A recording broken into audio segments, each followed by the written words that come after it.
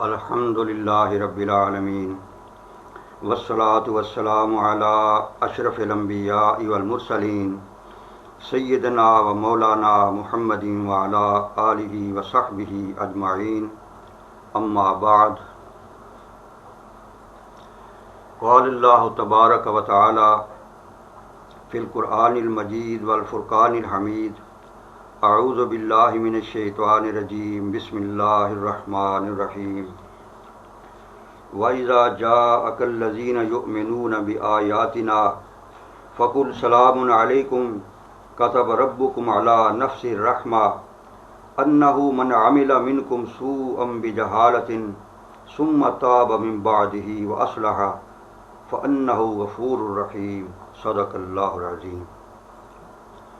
آپ فرما دیجئے اے نبی پاک صلی اللہ علیہ وسلم، اور یہ لوگ جب آپ کے پاس آئیں جو ہماری آیتوں پر ایمان رکھتے ہیں تو یوں کہہ دیجئے کہ تم پر سلامتی ہے، تمہارے رب نے مہربانی فرمانا اپنے ذمہ مقرر کر لیا ہے کہ جو شخص تم میں سے برا کام کر بیٹھے جہالت سے، پھر اس کے بعد توبہ کر لے اور اصلاح رکھے تو اللہ کی یہ شان ہے کہ وہ بڑی مغفرت کرنے والا ہے، بڑی رحمت والا ہے۔ بزرگوں، دوستوں، بھائیوں، السلام علیکم ورحمۃ اللہ۔ آج کا بیان توبہ کے بارے میں ہے کہ انسان خطا کا پتلا ہے، گناہ کرنا اس کی فطرت میں شامل ہے، کیونکہ نفس امارہ اور شیطان سائے کی طرح اس کے پیچھے لگے ہوئے ہیں۔ حدیث شریف کے مطابق شیطان انسان کے اندر اس طرح گردش کرتا ہے جیسے خون گردش کرتا ہے۔ شیطان ابلیس کو جب حضرت آدم علیہ السلام کو سجدہ نہ کرنے کی وجہ سے راندہ درگاہ کیا گیا تھا تو اس نے یہ قسم کھائی تھی کہ میں انسان کو ہر ممکن طریقہ سے گمراہ کرنے کی کوشش کروں گا، میں اس کے سامنے سے بھی آؤں گا، پیچھے سے بھی آؤں گا، داہنے بائیں، غرض ہر طرح سے اسے بھٹکانے کی کوشش کروں گا، کہیں تیری یاد اس کے دل میں داخل نہ ہو جائے۔ اب شیطان اور اس کی اولاد برابر انسان کو گمراہ کرنے میں لگے ہوئے ہیں۔ اسی طرح نفس امارہ کے بارے میں قرآن پاک میں ارشاد باری تعالی ہے کہ بے شک نفس تو برائی کا بڑا حکم کرنے والا ہے، اور نفس امارہ انسان کے جسم کا ایک حصہ ہے، اور اس کے حکم میں ایک خاص کشش ہے کہ انسان اس کے حکم کی تعمیل میں کھنچتا چلا جاتا ہے۔ صرف انبیاء علیہ السلام گناہوں سے بچے ہوئے ہیں اور معصوم ہیں، اس کے علاوہ دنیا کا کوئی بھی انسان چاہے وہ کتنا ہی متقی اور پرہیزگار کیوں نہ ہو، وہ نفس امارہ اور شیطان کے شر سے محفوظ نہیں، اور ہر وقت اس کے گناہوں میں ملوث ہونے کا خطرہ موجود رہتا ہے۔ لہذا جب انسان گناہوں سے محفوظ و معمون نہیں اور شیطان اس کی عمر بھر کی کمائی لمحوں میں ضائع کرنے کی کوشش میں لگا ہوا ہے، تو پھر سوال یہ ہے کہ کون سا ایسا ذریعہ ہے کہ انسان خود کو اللہ تبارک و تعالیٰ کی ناراضگی سے بچا لے اور وہ جہنم کی آگ سے محفوظ ہو جائے؟ تو اس کے لیے توبہ ہی ایک ایسا ذریعہ ہے کہ جس سے گناہوں کی بخشش ہو جاتی ہے اور خطائیں معاف ہو جاتی ہیں۔ ارشاد باری تعالی ہے، اعوذ باللہ من الشیطان الرجیم بسم اللہ الرحمن الرحیم وَإِنِّي لَغَفَّارٌ لِمَن تَابَ وَآمَنَ وَعَمِلَ صَالِحًا ثُمَّ اهْتَدَىٰ صدق اللہ العظیم۔ فرمایا، ہاں بے شک میں انہیں بخش دینے والا ہوں جو توبہ کریں، ایمان لائیں، نیک عمل کریں اور راہ راست پر بھی رہیں۔ ان آیات کریمہ سے معلوم ہوا کہ اللہ تبارک و تعالی بخشنے والے مہربان ہیں. بندہ چاہے کتنا ہی گناہ گار کیوں نہ ہو، اسے اللہ تبارک و تعالیٰ کی رحمت سے مایوس نہیں ہونا چاہیے. حدیث قدسی ہے، اللہ تبارک و تعالیٰ ارشاد فرماتے ہیں کہ اگر میرا بندہ مجھے اس حال میں ملے کہ اس کے گناہ اتنے ہیں کہ جس سے زمین و آسمان کا درمیانی خلا پر ہو جاتا ہے، تو میں اس کو بخش دوں گا اور اسے معاف کر دوں گا اگر اس نے میرے ساتھ شرک نہ کیا ہو. بیان کیا جاتا ہے کہ ایک شخص نے 99 یعنی 100 لوگوں کو قتل کر دیا. اب اسے اپنے اس فعل پر شرمندگی ہوئی اور وہ پشیمان ہوا اور کسی ایسے عالم دین کی تلاش میں نکلا جو اسے یہ بتا سکے کہ آیا اس کی بخشش بھی ہو سکتی ہے یا نہیں. تو اثناء راہ میں اس کی ملاقات ایک جلالی عالم دین سے ہوئی. اس نے اس سے مسئلہ دریافت کیا تو انہوں نے کانوں کو ہاتھ لگاتے ہوئے کہا، استغفر اللہ، کیا ایسے شخص کی بھی بخشش ہو سکتی ہے جس نے 99 لوگوں کو قتل کر دیا ہو؟ یہ سن کر وہ شخص طیش میں آ گیا.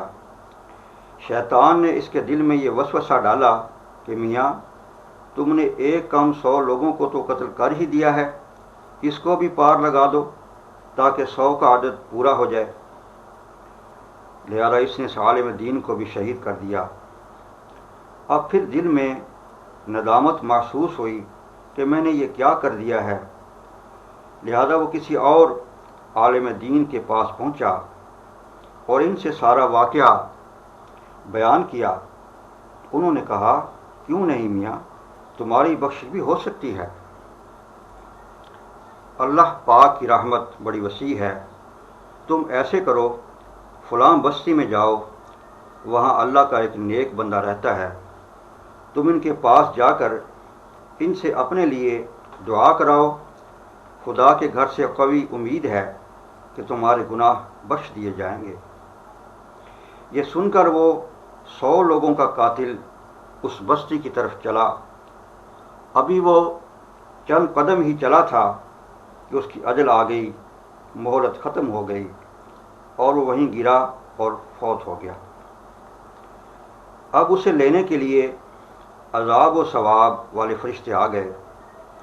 عذاب والے فرشتوں کا یہ دعویٰ تھا کہ یہ بندہ ہمارا ہے کیونکہ اس نے 100 لوگوں کو قتل کر دیا ہے، اور جبکہ ثواب والے فرشتوں کا یہ دعویٰ تھا کہ یہ بندہ ہمارا ہے کیونکہ یہ توبہ کرنے کے لیے چلا تھا. دونوں قسم کے فرشتوں کے درمیان جھگڑا ہو گیا اور فیصلہ اللہ تبارک و تعالیٰ کے دربار میں پہنچ گیا.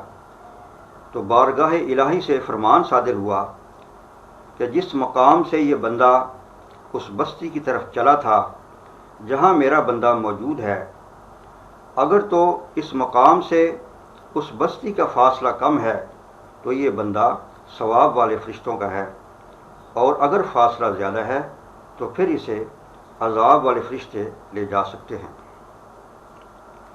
حقیقت میں تو وہ فاصلہ زیادہ بنتا تھا کیونکہ وہ شخص توبہ کرنے کے لیے ابھی چند قدم ہی چلا تھا، مگر اللہ تبارک و تعالیٰ نے زمین کو حکم دیا کہ وہ سکڑ جائے تاکہ بستی کی طرف جانے والا فاصلہ کم پڑ جائے.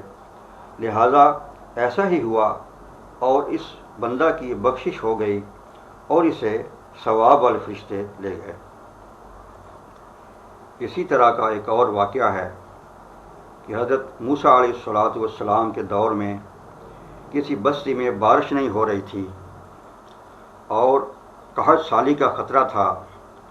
لوگ آپ کے پاس آئے اور بارش کے لیے دعا کی درخواست کی تو آپ نماز استسقاء کی ادائیگی کے لیے لوگوں کو لے کر بستی سے باہر نکل گئے اور نماز کے بعد دعا کی، مگر بارش نہیں ہوئی.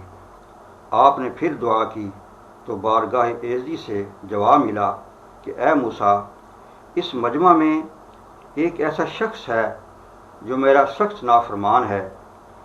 جب تک وہ یہاں موجود ہے بارش نہیں ہو سکتی، تو آپ نے مجمع میں یہ واقعہ بیان کیا اور کہا کہ وہ شخص اس مجمع سے نکل جائے تاکہ بارش ہو جائے۔ یہ سن کر وہ شخص بڑا پریشان ہوا اور اس نے وہیں بیٹھے چپکے سے گڑ گڑا کر خدا تعالیٰ سے دعا کی کہ اے باری تعالیٰ، میں آپ کا نافرمان بندہ ہوں، میری وجہ سے تمام لوگ مصیبت میں مبتلا ہیں، میں اپنے گناہوں سے توبہ کرتا ہوں، مجھے معاف فرما دیجیے۔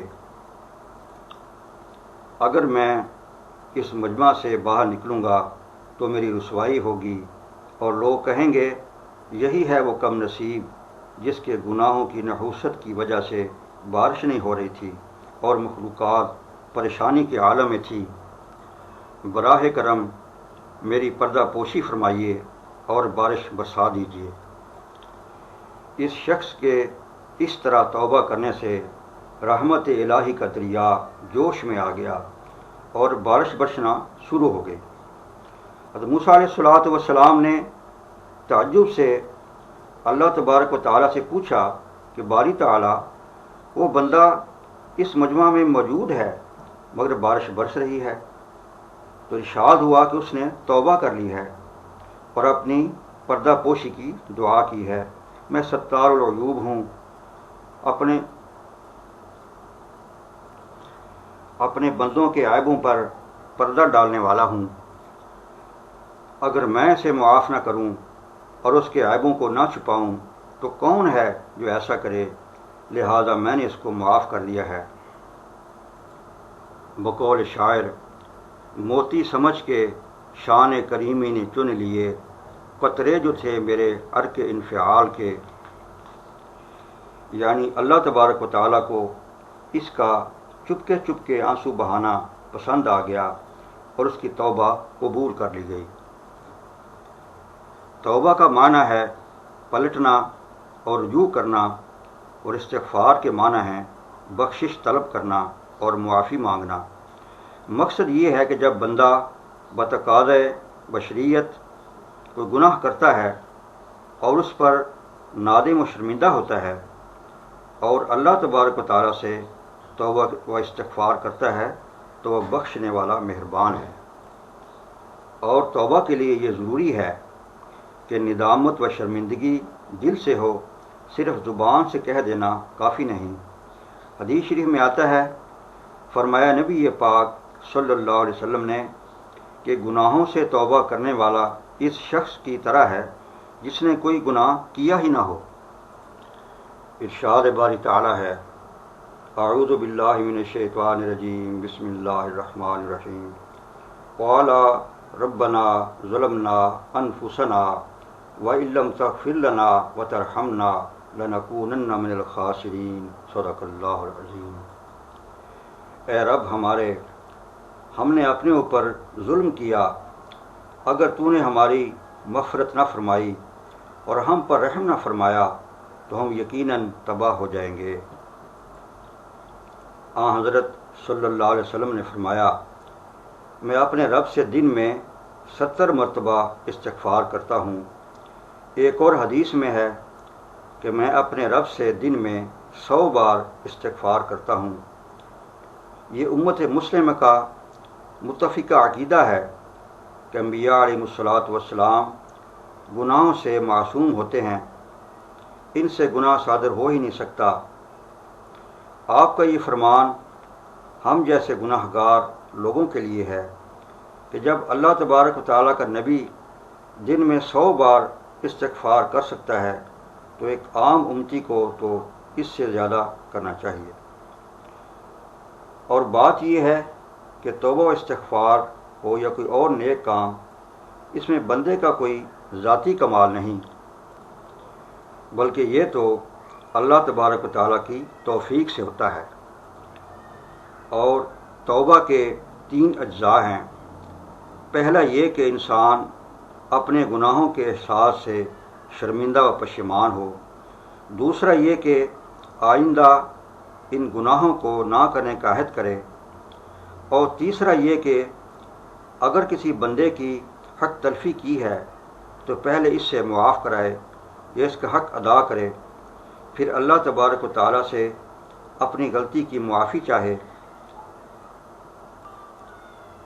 حضرت صلی اللہ علیہ وسلم اکثر یہ دعا مانگا کرتے تھے کہ باری تعالیٰ تو میرے دل کو خطاؤں کے خیال سے ایسا پاک و صاف کر دے جیسے تو سفید کپڑے کو میل و کچیل سے صاف کرتا ہے۔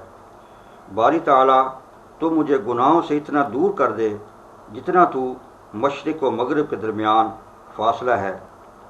اور آپ یہ دعا بھی مانگا کرتے تھے، ربنا انکا عفو تحب العفو فاعف عنی، الہی تو معاف کرنے والا ہے، معاف کرنے کو پسند کرتا ہے، بس مجھے معاف کر دے۔